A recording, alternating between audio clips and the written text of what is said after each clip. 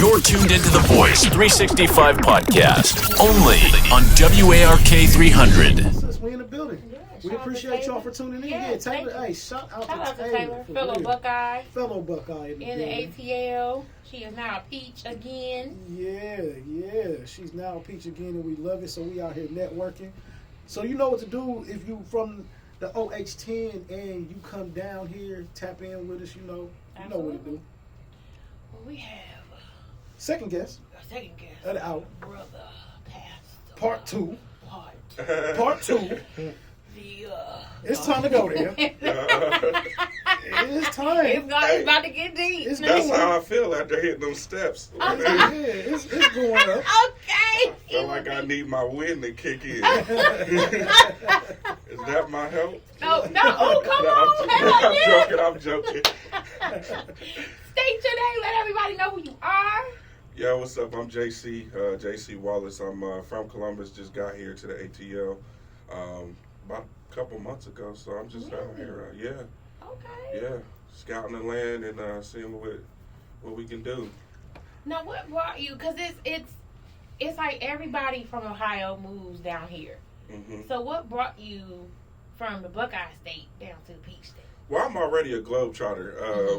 I don't spend much time in Ohio between my moving locations. So, I was in Phoenix, then I was in Houston. But right now, what I'm working on right now is opening up a tech lab because I work in software healthcare. So I'm trying to hire some black people, some black techs to work on our AI project that I'm doing in healthcare. So, Okay.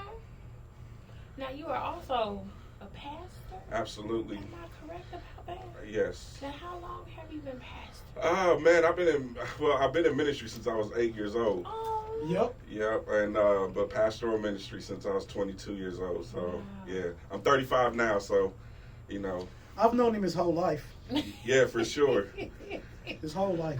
Now, literally. How is that? Because you're 35, and it's like now how the church is looked at.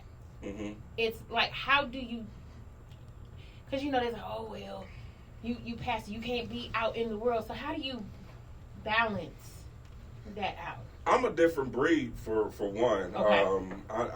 I'm there's nothing that I do that's normal.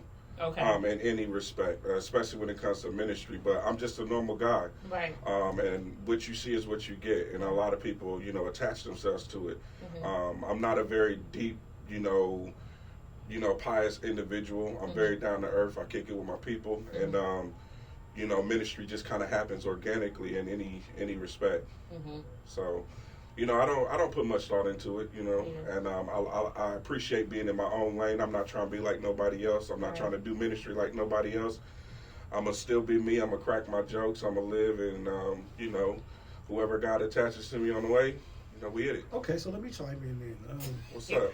Since, because I don't know if she follows you on Facebook, but you're a pretty funny guy. You're like, oh God, should I enter?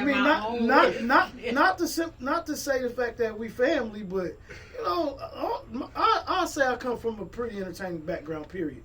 Everybody that I know is talented in some form, shape, or fashion. But you like myself, kind of ruffle the feathers of some. Absolutely, people. I live for it. Yeah, me too. And I don't think people get the enjoyment that we get. Like, I post stuff, and look, let me tell you literally, I posted 3 posts last night before I went to bed, and I know which ones of my posts are gonna do what, but you never know the magnitude. Right. So I woke up this morning. It said 67 comments. It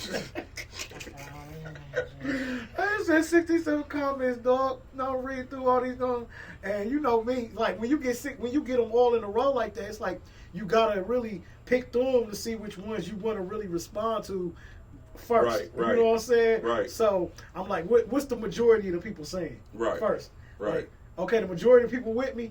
All right, back. So when I start seeing the haters, I know how to pick them off. Right. I'm like, well, why? So, but being somebody like myself, being you and what you do, Don't give away all your formula. How do you approach that? Like, cause I know when you post stuff, the comments gonna go crazy. You gonna get that one person who wanna just be all the way political with it, right. But then you gonna get the person who get it.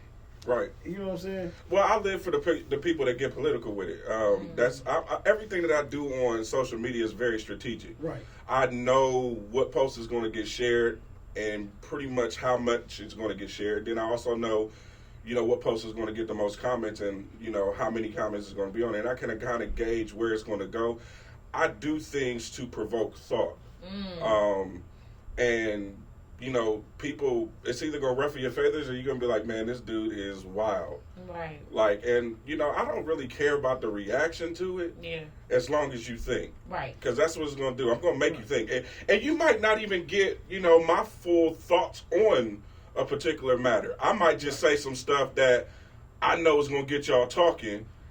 And I'll leave. Like, I will post something. Right. And never look at the comment section, none of that. I would they would be in there tearing each other to pieces. That's how I be. I'll be about my day. I'll be on to something else. That's how I be. Like I said with my posts, like I said, I don't think people know because, like I was trying to explain on my live earlier, this is just entertainment for me. You know me my whole life. Right. I've been entertaining my whole life. Right. So, you know what I'm saying? Like, this is really what I be. Right. So, it's like the people who don't get that, they just thinking, oh, that's Richie Wooty Woo. Like, nah, you coming on this free platform to state your opinion. Right. I'm coming on my own platforms to do this. Right. Like, yeah, I might come on Facebook to be like, oh, say such and such. But I have my own whole platforms, websites, everything. Right. So don't come on my post with your propaganda. You know what I'm saying? Sure, like, you can have your opinion. But right. what I'm saying, I'd rather you, like me, I'm the type of person that I'd rather you make a subliminal message rather than at me. Come on my post. Nah, because if I'm saying something and this is how I feel, that's how I feel. Right. I don't need you to come on here and try to persuade me to how you feel. This is how I feel. Right. Now you can go on your own page and say, dang, I seen somebody post this, but this is how I feel. Right. I'm not the type of person that's mad about that. You know what I'm saying? Oh, I don't get mad about it either, but I'm going to go on their post. Yeah. I am, I done been put in Facebook jail so many times, man. Like, it's always a 30-day. Yeah, pastors in jail. Man, listen. I got like 9 Facebook pages. I kid you not. Listen. And they done got so smart on me that when they put one in jail, they throwing all of them in jail. Like, listen. Facebook does, listen, bro. It's so bad that I got people that I know, if I send them a text message and say, post this and at me in it, they'll do it. Right.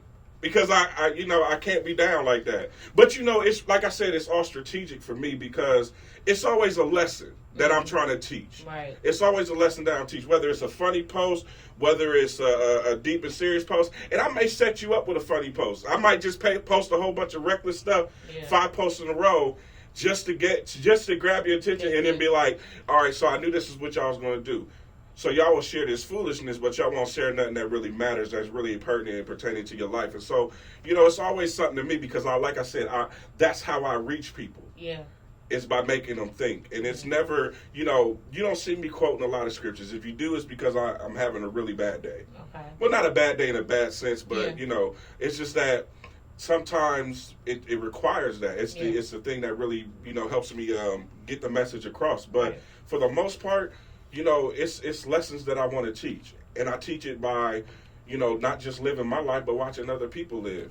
Yeah. And you can gauge how people's thoughts processes, you can kind of gauge how they live just by the way they think and the way they respond or react to certain things. And it's like, all right, now that I got your attention, let me drop this gem on you real quick. Right.